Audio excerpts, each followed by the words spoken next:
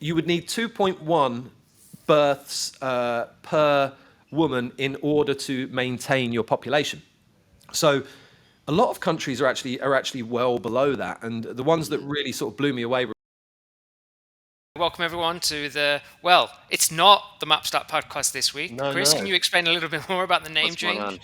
Yeah, we're mixing it up. We're mixing it up. So we're dropping the Mapstack podcast and we're pivoting to the Unmapped podcast, which is kind of going to be a new format.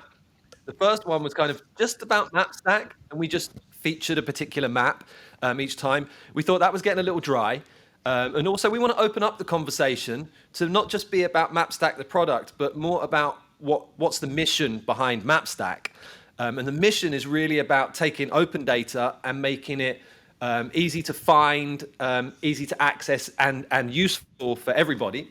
And the kind of, in marketing speak, we have what we call an avatar. So who we're aiming for, who Mapstack's going to be for in the future. Lawrence, this is your realm, marketing. What's an avatar? Well, an avatar, I would say, it's a breakdown. It's a description of the type of person or the person that you're trying to engage when you're doing marketing. I think with this, though, with a podcast, it's more of a community of people who would be interested in open data, mapping, that type of thing, that can get involved, because this isn't just about us. This is about everyone else being able to publish open data on Mapstack for free, share it with the world. So I think it's, in terms of like an avatar, it's anyone who's interested in open data as opposed to just focusing more on Mapstack. So I think that's the tweak that we were chatting about, right? Yeah. So that's what we're going for. So we want to open it up. So we're going to look at open data in general. We're going to look at maps that are in other places that aren't in Mapstack. We're just going to open up the podcast to everybody who's interested in making open data more accessible, specifically location data. And unmapped, I just want to share with you guys who are watching a bit of the history of the term unmapped. So the unmapped has a kind of long history that dates back into Mango, which is another company that I founded that's kind of enterprise mapping product. But what we noticed in Mango is we had lots of users that would sign up for a free trial every month that would just do nothing. And this happened, for years, and it's a significant percentage. We're talking like 75% of all the trial signups would sign up, do nothing, not upload any data, not do anything. And Mango's just about, it's for GIS professionals and they want to publish their data online. So the normal scenario is they sign up for a trial with Mango, they import their GIS data sets, their shape files, they build a web map and then share it with their team or share it publicly. We had all these people who never did that. So in the early days, we reached out to these people and said, hey, what's going on? Because we thought, something's wrong with the software. Maybe it's too complicated. Maybe it's, the pricing's wrong. Who knows? But we just kept hearing the same story again. And the story was this, is I know nothing about mapping. I know nothing about GIS, but I have this idea for a map that I would like. And I was doing some Googling. I found your tool. And I thought that I would come to your tool and it would kind of have data and I could take that data, make the map that I need, maybe join in some of my business data and do something with it. And that's not what Mango does. So, and that's not our target audience. So we sort of said, sorry, we can't help with that. And then internally, we used to refer to those people as the unmapped. So whenever we were looking at our metrics, we'd sort of segment them into unmapped and our target audience. So what we're doing now with Mapstack is we're actually trying to build a product that addresses that audience specifically, all of the people that would benefit from using open data and maps, but they can't at the moment because it's too complicated, too expensive. So the word unmapped is a word that we use for that kind of cohort of people. And what we're trying to build is a community of people that are interested in open data and would be interested in creating maps to allow the unmapped to utilize sort of open data. And the other way that we can kind of use the word sometimes about unmapped is open data that contains location information that could be mapped, but isn't currently mapped. It just exists as raw data, not as a map. Okay, Like a spreadsheet or something. Does that make sense? Does that make sense, Michael? It makes sense. I think let's Yeah. show. Let's let's show more, I suppose. Let's go into the first map. I think we're all going to show a map that we've gone and found this week, or so a piece of open data that we find interesting. I think let's throw the floor open. I think Chris, probably you should go first, because you've got a really interesting map about something that we were chatting about before, and that's the global fertility rate map. We were chatting about that in the last podcast. Oh, we were. This is exactly what we mean. You can go and find this open data hidden in a CSV file, visualize it. And then and explore it. So, okay, yeah, I had the wrong map up on screen there, but let's look at this global fertility map. Yeah, that's the one. So yeah, we this was just something that I can't remember. On the last podcast, we were just talking about this, about somehow we got into global population, and I thought that'd be kind of interesting. Let's go out there and let's see if that data exists about fertility rates and see what it shows us. So what I actually found is there was a UN. Sorry, I'm going to go into my Slack a moment, because I think I saved it. I want to show you guys where I got the data from. Okay, there we go. So I was looking around online for the data. I came to this place, which is the United Nations data portal, and I was able to download the data as a CSV format, get it down as a spreadsheet. It wasn't already available as a map. And then, did the usual thing, did the joins, did all of the bits and bobs on there to map it. And what was great about the UN population data site has models for what the fertility rate will be going forward. So that was kind of cool. So we can see where it is in 2022. And this isn't kind of data that I've looked at before, but there were kind of some surprises on there. When I thought about them, they weren't surprises. China, the real ones were how low the fertility rate was in a lot of Asian countries. So China was really low. So it was 1.175 in 2022. Now, just to share some information about this, my research said that what they call the maintenance rate for a population is 2.1. So imagine if there wasn't travel between countries, so like immigration and emigration between countries that changed the population. Imagine there was all countries, nobody traveled. You would need 2.1 births per woman in order to maintain your population. So a lot of countries are actually well below that, and the ones that really sort of blew me away were in Asia. So China was low, 1.17, well below maintenance. But the ones that were really mind-blowing were South Korea and Japan. So if we go down here into South Korea, I think I've got a slow into it. They're at 0.87. Wow. Okay, so 0.87, so well below maintenance. And I saw some graphs online where they were extrapolating out what the future population would be based on that. And it's not a slow drop off in population. It actually it falls off a cliff when it's that low. So I was I was kind of mind blown by it. Japan again. So Japan's 1.3. And then just before I move on, the countries that, our countries. So UK's low, 1.56. And the United States is 1.66. Now, what's actually interesting is the population, despite the birth rate being below maintenance, the forward projections for population for both the UK and the US in terms of population are increasing, but that's due to net migration. Okay, so that's what's keeping those numbers up. Yeah, so that was pretty interesting. When I look at that map, I mean, I don't know if you two are the same, but when I look at that map, your eye is instantly just drawn to Africa, right? Because Central Africa right off the bat. It's the only place. I know it's the center, but you're the same, Michael. When I saw that, I was like, wow, that's like all of the high fertility rates are across Africa, right? Yeah. Well, better start learning how to speak French. Yeah. If we draw these going forward, though, now the legends aren't in line each time I move these across, but if we go into one of the countries that has, let's say one of the highest ones here, so let's just pick one at random here. Let's just say Chad. So if we look at Chad, what we can see is it's 6 births per female in 2022. And then if we go 10 years forward, it's 5, 4, 3, 3. So I also looked at the backwards data on this, and it follows a very interesting trend. Basically, as a country develops and moves from least developed to developing to median income, the birth rate drops. And once you start getting close to that middle income country bracket, your birth rate tends to drop close to 2. So an interesting one, the country, as you guys watch the podcast will know, is Cambodia. So Lawrence and Michael are both in Cambodia right now. Our development team's in Cambodia.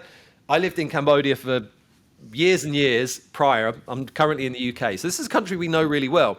And we watched that play out. I first went to Cambodia in 2002. And what really struck me when I moved there is there was just kids everywhere. The UK feels like kind of an old place. You can walk around some towns and there's a lot of elderly people around and you don't see so many babies and young kids. You see them, but they're not everywhere. And I went to Cambodia, I was like, wow, there were just young kids, babies everywhere. When I moved there, I think the median age in the country was 14 or 15. So half of the country was 15 or under.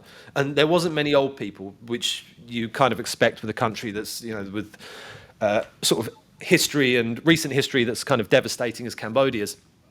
That would be normal. But during the period that I was in Cambodia, I watched that fertility rate start dropping down to where we are today in 2022 to 2.3. So as the country went post-war, developed and went from like least developed to developing towards middle income, it's not there yet, but it's heading in that direction, the fertility rate dropped.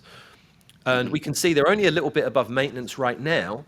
And in 2032, they're going to be at maintenance, and then 10 years after that, lower. So I think that's the story of the world. As you develop, as the countries develop and become wealthier, the fertility rate drops. Any thoughts on that, guys? Yeah, well, Yes, I was surprised about India as well. That's another one. Sorry, Lawrence. I was just going to say, India was another kind of shocker, I think, because that's one of those ones that you stick out. You think, oh, that's the one that's going to keep us, keep population collapse from happening as countries like China, India. And I have these conversations with people, and it's like, no, actually, we just looked at the data recently. It's like that's not the case. It's the same as China in this case. Around these countries, when their population distribution still looks like a pyramid, where they have a lot of young people.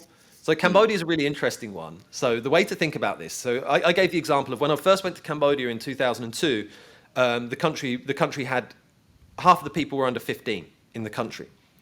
Okay, and a lot of those were actually in the younger bracket. They weren't 15. They're all like young kids. So what happens is you get this population boom. But once those kids that are in the kid bracket move into the 20-something bracket, they all start having kids. So even if their population replacement is still at 2, they still get a big population increase because the sort of like thick end of the triangle at the bottom all have 2 kids. So that's it moves it like a square. Do you know what I mean? The triangle turns into a square at the bottom and you get a lot more people. So I think there's a lot of countries who, even though their fertility rate is near 2, like India, they're still going to see massive population increases because that big baby boom, even though that boomer generation is not having 5 kids, they're only having 2, it was a very large generation and it's going to double because they're going to have 2. And then the one below that will have 2. So you're going to have this period where you kind of go from I think a pyramid to something that looks a bit more like a square at the bottom, and then you go like a diamond, and then you get to where the West is, where that graph looks like a inverted triangle. Yeah, for anyone at home that doesn't know what I'm talking about here, let me just pull up how those UK population graphs. So it's these type of graphs here. So this is how it's usually they usually graph population data. So what you expect in, if we scroll down and look at some of these pictures, that's a weird one. Where's that in the UK? That might be in a certain year. Maybe that's like post World War II or something. Yeah. So this is what they call the bird swallowing the plate. So what you can have is you'll have this period where there was a big baby boom. So UK, that'd be post World War II. They all have kids. You have this big boost, and then you have this kind of drop off. So you switch into a diamond thing. If we go into somewhere like Cambodia that we were just talking about, get those images up, you get something that's much more like a pyramid. So it's more like this.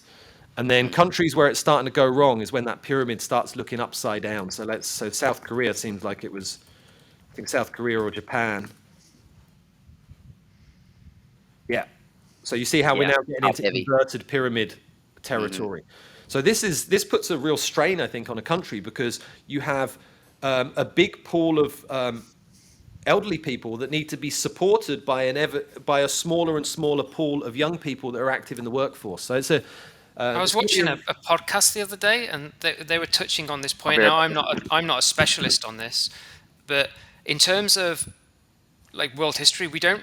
Apparently, there isn't an economic model where large scale population decline like this has happened before, where you have more people in their 70s, 60, and there are more people in the 70s than 60s, and there are more people in 60s than 50s, and where you have like a upside down pyramid like this, we don't actually have like an economic model in order to manage that, or at least we've never had to do one before. So in terms of like economic impact, this could have. Well, we just don't know. Like I said, I'm not an expert we're on in this, but uncharted it looks, territory. yeah, it's uncharted territory. Yeah. Yeah. And a couple of things there. First of all, Michael, you got to be careful with those short shorts. When you get up there, I think we nearly got a floor show there. We have to get Erin on the edit of this show afterwards. I don't know. Just blur, just blur it. Just blur it as if you saw something, even if you didn't. Okay, That all would be right. great. We'll put Yeah. one of those little smiley emojis over the. Sorry, I forgot I ordered coffee a while you back ordered when we were coffee, your setting up. coffee Yeah, and arrived. it just got here. So anyway, Okay. All right, sweet. Yeah, that. Yeah, we don't know how we're going to support those old people, and like I'm not an economist. I've got no idea. If anyone's watching and they know, send us some links. I'd love to know, because but in my head, the first thing that springs to mind is I'm thinking places that are service-based economies, advanced economies, might be able to weather it because they're kind of a knowledge economy, where their economic output isn't down to like raw manpower. So we might have something there where that would work. But when I look at countries like China, where it's still about basically manpower in factories for a lot of the economy, once that manpower decreases, how does that work? No idea. Yeah, and then I think you've got to layer on top of that in terms of like you've seen the Tesla bot or something when you're talking about large scale automation of factories. So that might go anyway, and then you're looking at things like ChatGPT recently, you might be looking at automation of, say, mid to lower tier knowledge workers as well. So there might like be productivity podcasters. gains. Yeah, like there might be productivity gains that overcome that, but you just don't know, right? I mean, we could sit here guessing all afternoon. I don't know. We might like crack the technology code in like the next year. They might crack fusion power, and we find out that our new AI overlords are actually really love humanity and want the best for us. And those two things, all of a sudden, we don't have to work, and we live in a Star Trek future where we all have everything we need and go exploring the galaxy. You got a drone feeding you grapes. Yeah, that's what I'm hoping for. That's what I'm hoping for. One of those little palm robo leaf drains. going. Yeah. That's the future I want. The future I was sort of scared about is that kind of Eva. What was the Wall-E? Remember the movie Wall-E? yeah. Was it Oh, Disney yeah. or Apocalypse. Pixar? Yeah. And the humans are all kind of floating in these pods and just just basically watching whatever the equivalent of TikTok is in the future, 24/7, and being I'm hoping that's not where we're heading. Yeah, definitely. Then they just sat there in those little rockers, like sucking on a straw on a soft drink or something like that. That wouldn't be very good. Yeah, But so- who knows? I mean, this is like there are so many different factors that you would have to like put into this equation in order to work this out. I mean, it would be interesting to look at, say, because this is the fertility rate, right? So I suppose that there are population forecasts that you can do actually very accurately from this as well. Oh yeah. Right? You can Maybe map this out in terms of how it's going to come in years, right? Erin, could you bring up my screen? So we've got Erin. Erin's our producer, who's in the background now, who's running the screen. We should call him Jamie, like on Joe Rogan. I'd say, Jamie, pull up my screen. Eric, can you find that out for us, please? Yeah, there we go. Yeah, could you find that out for us? Well, I actually had some. It's lucky you should ask, because I already had some tabs open up that show some of this information. That's not scripted, by the way, if anyone was thinking. When you say, "Look, I was asked," that is actually like. I don't think anyone's watching this podcast thinking anything is scripted. Yeah, probably not. I don't think there's anyone in the audience going, laugh, this is so slick. I think it's. Been rehearsed. But yeah, if we go down here, and we look at some graphs in our world in data, it actually shows some of this stuff that's pretty interesting. So what we can see is the population will pass 8 billion at the end of 2022. So this isn't population here. This is population growth rate. So we can see that the rate of kind of acceleration reached its peak in like 64. And although we're still moving forward, we're decelerating. Okay, so there's an interesting way to think about it. It's a bit like a sort of spaceship. You know, we're in the deceleration stage at the moment, and it's going down. And what we can see is it's like that kind of that rapid fall off that's happening here. Oh, and we can do this. You know, they've got some cool things in here. Anyway, and then if we go down, so that's COVID. Let's skip COVID. We're gonna have a COVID chat today. Here's the world population. The world population is predicted to peak at 10.4 million in about 2085. So even though we're going to be long before that, we're going to be that the global birth rate is going to be below 2. The population is going to keep increasing because all of those young kids that were born during that like boomer stage are going to have 2 kids. Okay, so provided we don't get hit by an asteroid and there's no more pandemics or anything, this is kind of what's happening, which is interesting. And this data, I actually dug into it a little bit. What I noticed is there seems to be a pattern of overestimating the point that we reach that peak and how quickly it comes off. So when you could drill out to individual countries and you can look at what the forward projections were, and they tended to miss it. The birth rates actually drop much more quickly usually than predicted. That seems to be a trend. I'm not a data scientist. That's just my So just repeat that. So the trend is that when these estimations are done, they tend to be overestimated, and in actual fact, the fertility rates fall quicker. Yeah. Okay. So I went back into, I haven't got it up on screen at the moment, but I went back into Cambodia and I read a few reports that were from like 10, 15 years ago and looked at what their forward projections were for the fertility rates, and the rate of they heavily underestimated the rate of decrease basically. And I drilled into a couple of other countries, and it was the same story. So I think what was happening, Cambodia might be an edge case because it developed very, very quickly because it was a war situation. So, you know, it didn't have any natural reasons why it should be poor. It was just the result of a conflict. So then those countries tend to sort of bounce back because they still have resources and everything. So that was kind of interesting. But I did see a trend. That was kind of the trend. So what we might see is that drop off could possibly come sooner. But this is the one. Oh yeah, there's a chart here that actually highlights this. So fertility rate, children per women, 2050 to 2100. Okay, so what's really interesting here, if we drill back to what we know today, so let's get to where we are today. We're seeing a trend here. So there's a rapid drop, and then it kind of starts flattening out as you get to about 2 births. We've got high income. So high income already crossed that replacement line back in 1980. Okay, around 1980, or in the 70s, we crossed that. The rest of the world as a whole has been dropping, but is still not below the replacement line. You could kind of draw a line through here. But we'll put it forward, everything past this point here is a projection. Mm-hmm. But you see how there's kind of an inflection point? Like the developed high income has been trending down, and then as soon as we get into the future projection, it's like, oh, we're going to go up now. Do you see what I mean? Probably not though. Right? Yeah, if somebody's a statistician and can explain this to me, I'd love to hear it. Put it in the comments because that seems weird to me. Has something happened? Are we expecting a post-COVID baby boom? Is this all the lockdown babies? Oh yeah, actually that might be a thing, right? It could be. Maybe it is.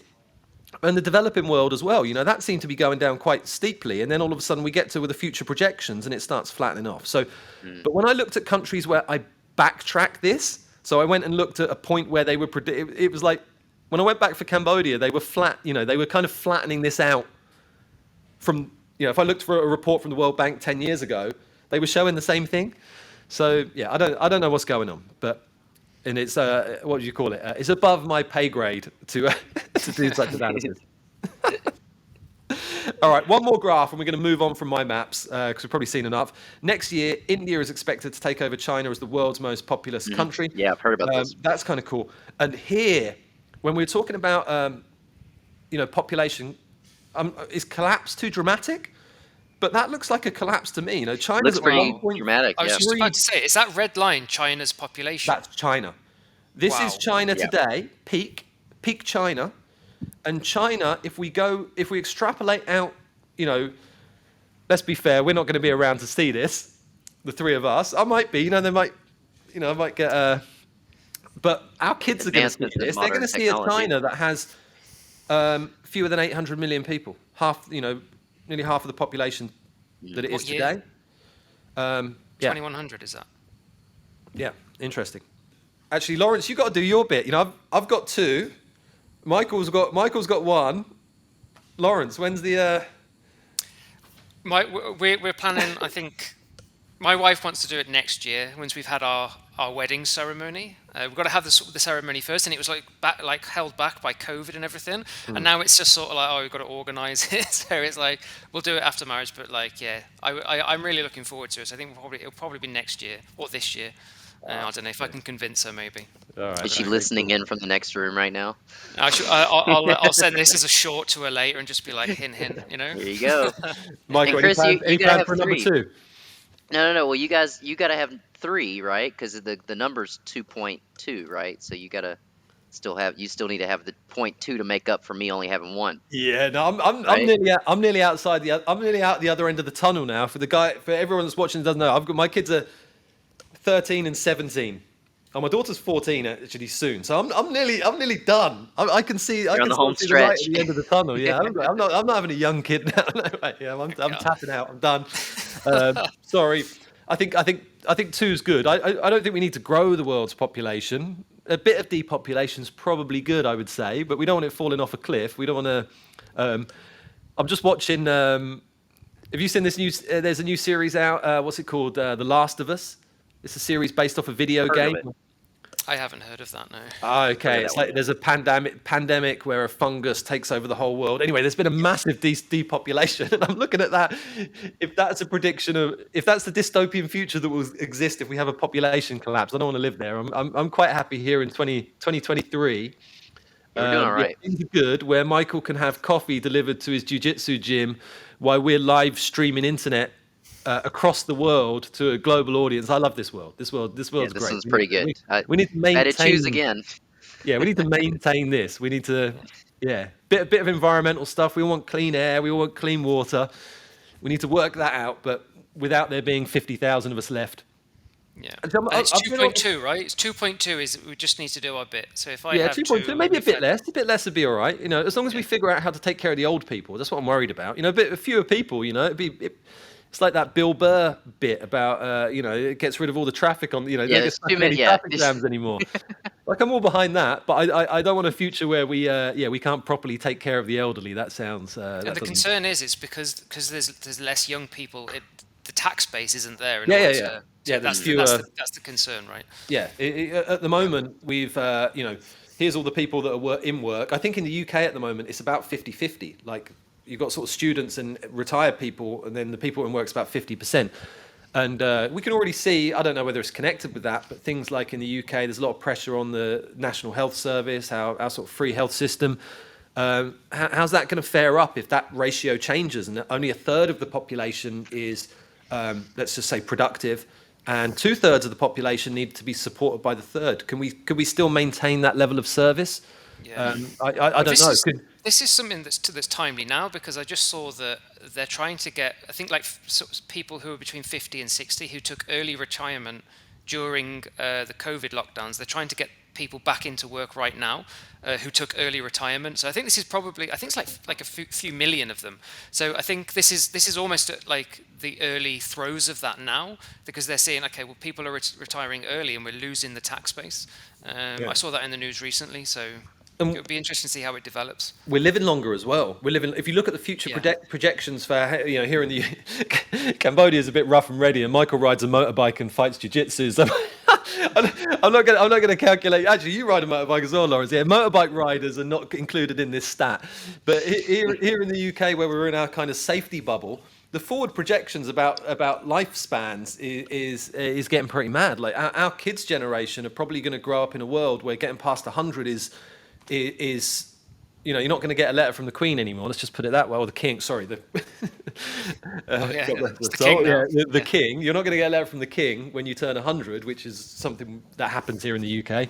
That's cool. Yeah. Really? So they reckon like the younger kids now will live to 100, and that will just be somewhat probably not standard. Well, is it standard? Is that going to be the new average? Because it's like Um, 80s now, right? In no, no. in There's the some, there UK. was some weird. There was some like you know, asterisks and some like Yeah, small yeah, print, yeah, the small print yeah. around this. That Um, sounds like a good map for next maybe next week is Life looking at expectancies, yeah. yeah, life expectancies would be another good one to look at. Yeah. So yeah, there was basically there will be a lot more people that live at 100, but the distribution wasn't even. So if people are in lower income, more sedentary, weight issues, health problems, these kind of things. But within certain sections, it was going to be like getting to 100 might be the kind of new normal. Might be the new Wow. what is it at the moment? The new 80. 100 might be the new 80. Yeah. It would be interesting to maybe just do a podcast doing like the world in 2100. Like, look what all the projections say, and then you could just map it. You could just do the world in 2100. You Oh could be yeah, like, yeah, That's it'd be actually awesome. what's the that's age? actually a good segue. Yeah. The map I've got, Aaron helped me find a data set that shows the climate models from 2000 to 2100. So Okay. that's actually the map Is that what I you're was going to going to look at bring up. now? Yeah, that's what I was Okay, going That's to a let me bring nice up turn now. it to you, segue into Michael. that. I Yeah. get a feeling this isn't going to be good news either, is it? Part of No, the I Unmapped think podcast, we said we're going to bring a bit of positivity, and right. Okay, let me buckle in. Let's do no, this. we can stay all smiles, but we're going to talk about dystopian subjects, of course. Okay, so you can take a look at the legend here. Is sort of you got the different regions. This is the Köppen-Geiger climate. This one's not as granular as some data sets I've seen. So some of the Köppen models, you'll have people that sort of independently fill in these pixels a little more clearly. But this data set specifically shows where we're at from up here in the legend. We've got from the year 2000 with projections up to 2100. And Okay. something that I personally noticed back home uh, over Can the you just years explain the is key a little bit, Michael? Just what the red yeah, means. sure. Just the key. So I'll I I'll, can't I'll see pan it over very here to well. the Yeah. states. So so the top portions are equatorial regions. So those are going to be areas that are your red and whites here that are near the equator that are Okay. either tropical or desert. And then you've got your arid climates, which here you see the left of the U.S. is more your dry. Your canyons and your Rocky Mountains and stuff. And then sort of as you go further down, you get your temperate, deciduous type forests, and then into like boreal, the Right. purple up Got it. here, and then eventually into Arctic and polar. But something I noticed personally, like sort of anecdotally, is uh, down here in Florida is like orange country. Florida oranges, that's sort of the thing there, right? That's their main agricultural staple. And then as you go further north, you see Georgia is more like peach country, Georgia peaches.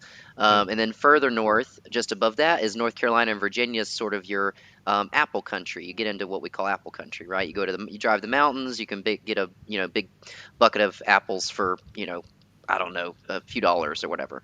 And then as the years went on, when I was a kid, you could drive an hour away and get apples.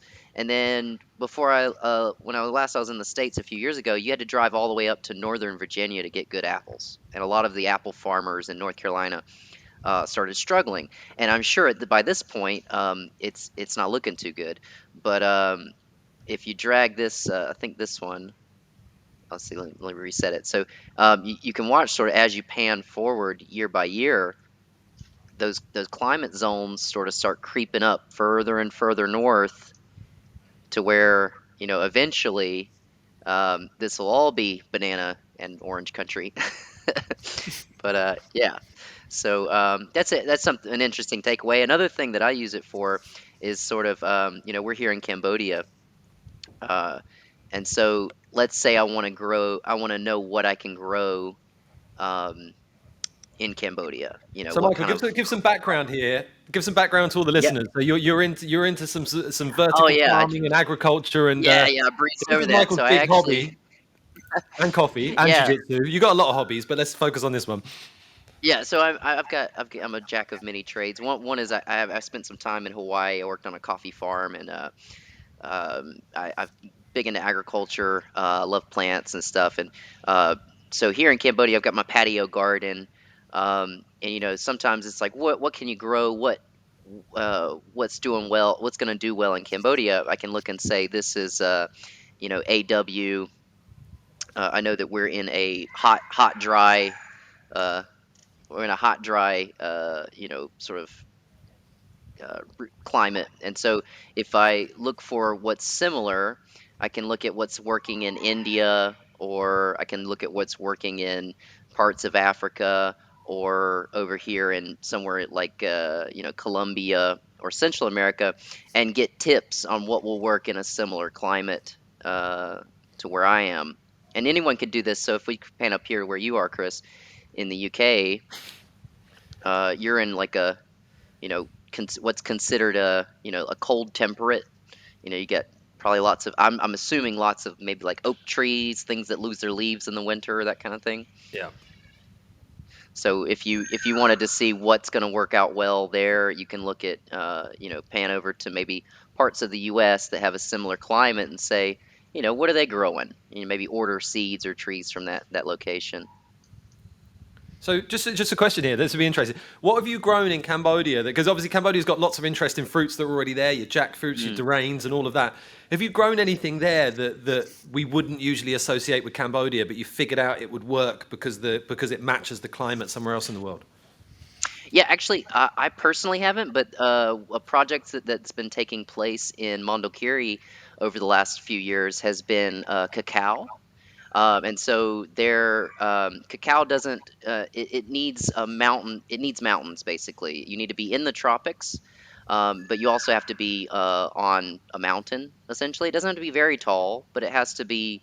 It has to get cold at night. Essentially, Okay. so there a lot of chocolate companies are looking at the mountains of Mondulkiri, as well as the Cardamom Mountains over on the other side, to potentially start farming large-scale cacao, which is essentially untapped in Cambodia. Otherwise, like no one has really had the idea yet to go, hey, it's working over there. We'll try it over here.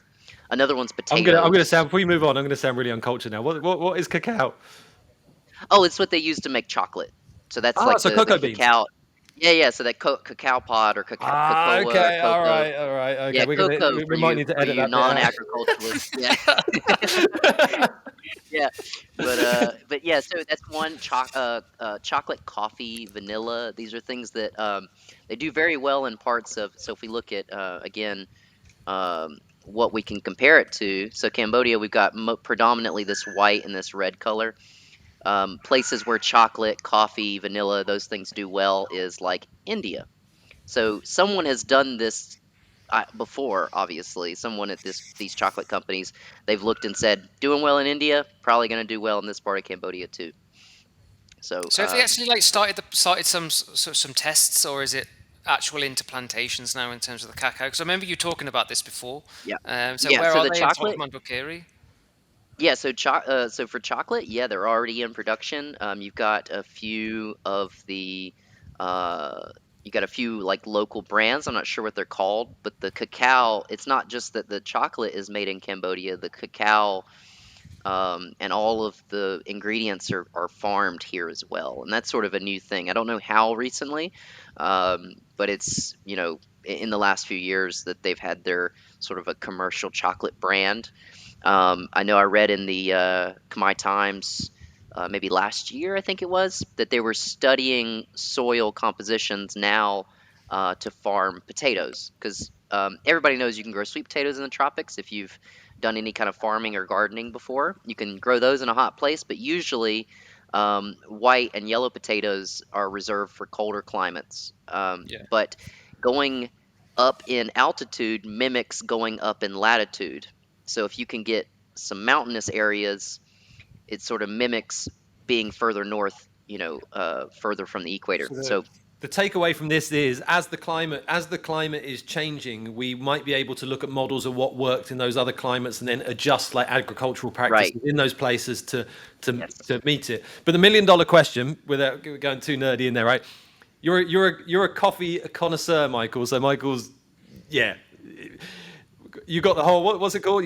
Michael grinds has a test kit. When we go away on work trips, Michael brings a portable coffee preparation kit with a little grinder and Got a pour over and a kettle and the grinder and everything. pour over the whole thing. Like Michael makes delicious coffee. So Michael's like a real coffee aficionado.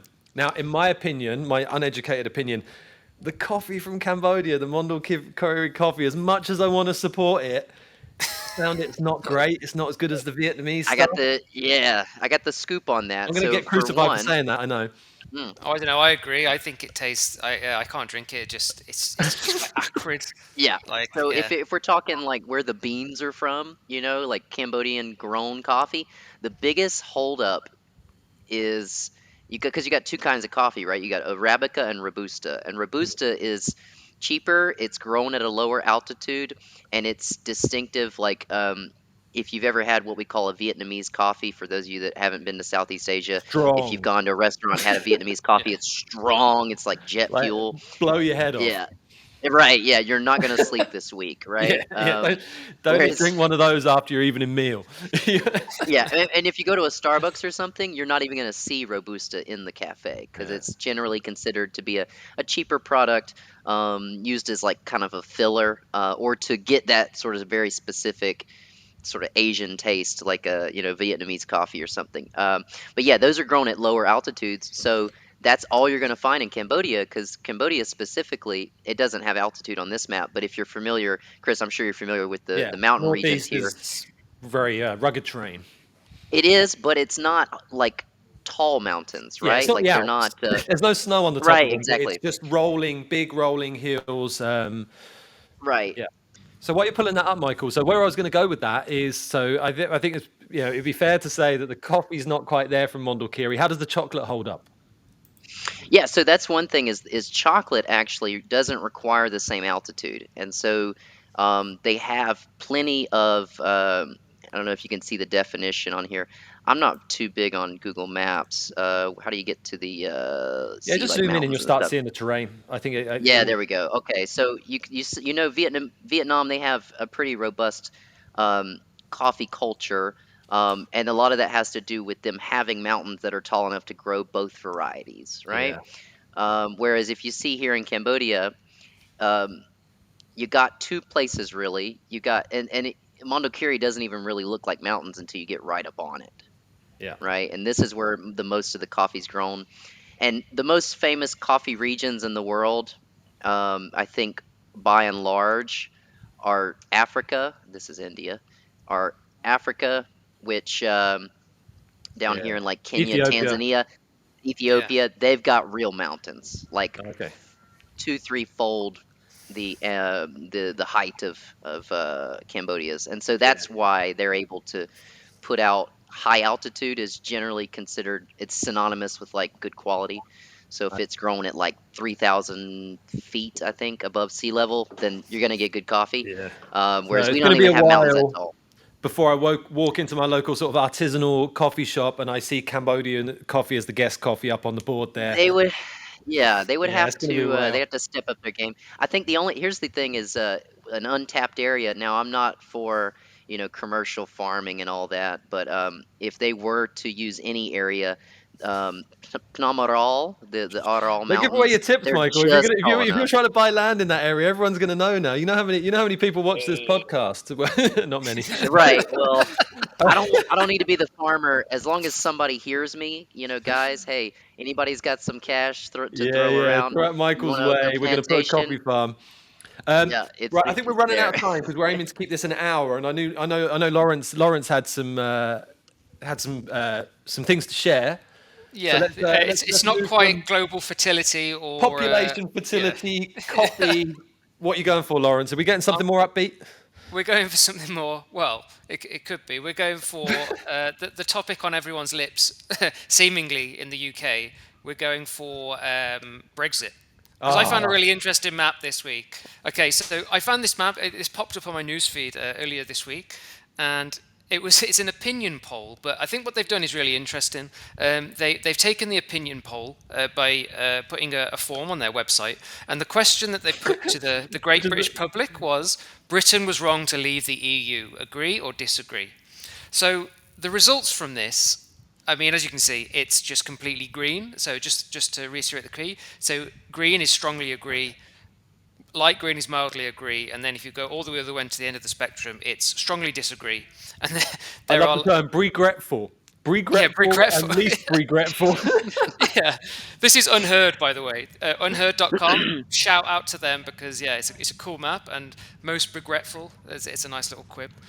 But yeah, I know where one this thing is that- going. It's top of the yeah, list. I was going to say one thing that really caught my eye was that number one, the most regretful in the country is Bristol West. So as we've got someone from Is Bristol, that you, Chris? That is me. I live in Are you Bristol Bristol West, or you just Are No, you I'm actually Bristol in West. Bristol? I'm Okay, Bristol wow. West. Yeah. So yeah, I live in the most regretful community. In the UK. There we are. Yeah, so I think I don't know. I think this is a non-partisan podcast. I don't really. We're not going to really go. Don't have an opinion either way. No. Don't have an opinion either way. On this, we're not asking for opinions, but I just think it's an interesting data set, and it's an interesting map because you can just come in and you can see the rank, and it seems to me that there are 3 places here in the UK. So this is like a holdout essentially. The least regretful was Boston and Skegness. And then South Holland and the Deepings, and then number 3 was that's the one there. Was Louth and Horncastle. So I think the general feeling in the country right now is obviously from the map. But one thing I want to talk about, as this is like an open data podcast, the actual methodology they used, it was only 10,000 respondents, and this was via a form on their website. So you could say it was like user research.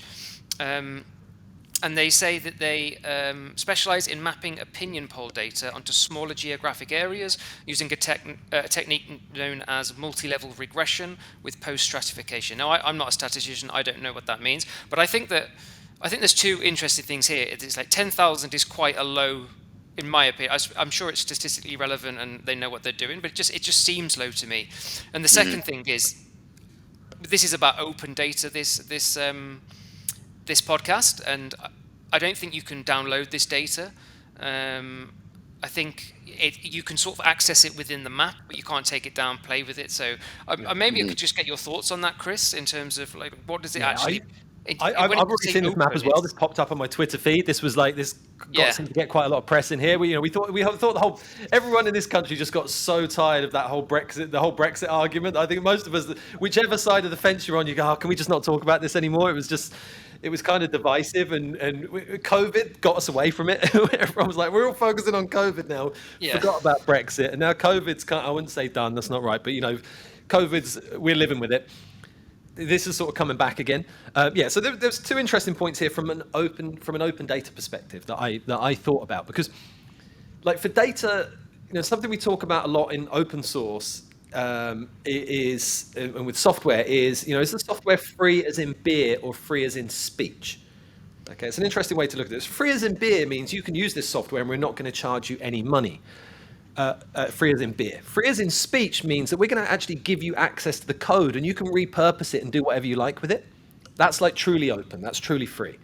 So we're kind of in a weird place with open data, because if we look at it as a spectrum, at one end we've got data within what I would call the open spectrum. Okay, the closed is a different thing, but within the open spectrum, at one end you could have a data set that's raw data, and it's under a Creative Commons license or something that anybody can use it for any purpose.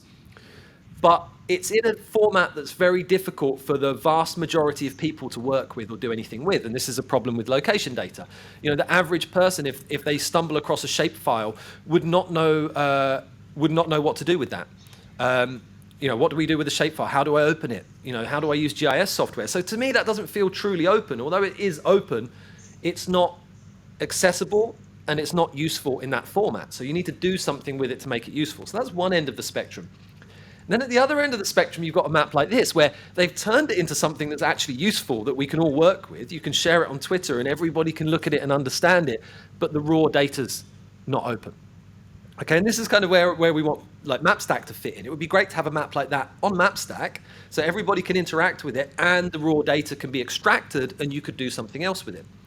or take raw data that's never been mapped but could be mapped and putting it on MapStack and making it accessible to everybody. So yeah, there's a sweet spot in there somewhere.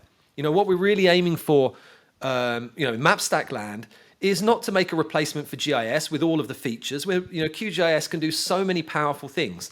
What we're aiming for is like that kind of Pareto distribution, the 80-20 rule, they call it. What's the 20% of functionality that would provide benefit and value to 80% of people? That's the kind of sweet spot. I think that's the sweet spot that's missing, and that's our mission at MapStack. Get all of the data, all of the kind of data we're featuring on the show today. All of that needs to be on MapStack. Just got a Slack from Michael. He's dropped out. He's disappeared. He's gone. He's had enough. He said, Chris is talking too much. I'm off. There's too much for me. So that's what we're aiming for MapStack. That kind of sweet spot in the middle. And what I'd love to happen is once it's on MapStack, people that have no idea how to use GIS can access the map and do something useful with it. And also people that are experts and could do more things with the data, could download the data from MapStack, load it into QGIS and do what they want with it. Welcome back, Michael. What was that? Was that internet dropping or a... Yeah. I think it's the Wi-Fi. Slide trip to the toilet. Too much coffee. Yeah, unannounced trip to the toilet. Yeah. Yeah, and you didn't miss much. It was just me banging on about MapStack and open data. you heard it before. Yeah. Yeah, right. I think one thing I would say about that map that we just showed about Britain, I think it just clearly shows what you said here and what you said before and what we've all said, and when we've been talking to people about this, is like once you have that data in that map and you can explore it and it's very easy to access the information you need, but then you can also download it, play with it, and it's easier to do. I think it just clearly shows the value of that and where it's missing, because the people at Unheard had to go and pay people to go and do that so people could get it, and now we can't download that and play with it ourselves or whatever. So another part of this, something that I'm really passionate about, and Brexit is something that lends to this, so is data literacy. Data literacy is a real problem. A lot of government reports show data literacy is actually decreasing. In the modern world, it should be increasing. So data literacy, the reason it's so important in the modern world, because if each of us as individuals doesn't have capacity to get that raw data and make our own interpretations and our own conclusions, that means that we need to be given our conclusions from others. Okay, so that means that we are susceptible to fake news, political agendas. What I really want to be able to do is I want to, if I see a news story on something, I would love to see every news story have a link at the bottom, say, here's the data. And the data's in an accessible format like MapStack. So I can fact check the story for myself, because I also don't want a third party fact checker as well. I want to be able to, I want everybody to be data literate and be able to go, here's the raw data. I can go into it myself and I can draw my own conclusions. And that will protect us as a society from bad actors steering, manipulating possibly people's perceptions in directions that are incorrect, possibly. Removing that gatekeeper. And that's not one side of the political spectrum either. That counts on every side. Every side is playing that game. What we need is where can society go and get answers? Yeah, and it's removing that gatekeeper, because if the people know how, if they know how to use the data and you don't, then it's a gatekeeper thing. Yeah. So I think it's all about. I think that the ultimate point is about empowering the individual. High priests and gatekeepers. Yeah, we don't. Yeah, we want people individuals to make their own choices and to be able to access information. And make their own mind up and combat. If someone hands them something pre-made and it's incorrect, they can fact check that quite easily. Yeah. Because that was interesting with the Unheard one. Like we had there, it was like 10,000 people. I'm not a statistician, so I don't understand clearly the reverse regression and the methodology that they use. But I'm not sure how many areas there are in the UK. But I think there's 1,000 or a couple of thousand or something like that. So 10,000, is it enough?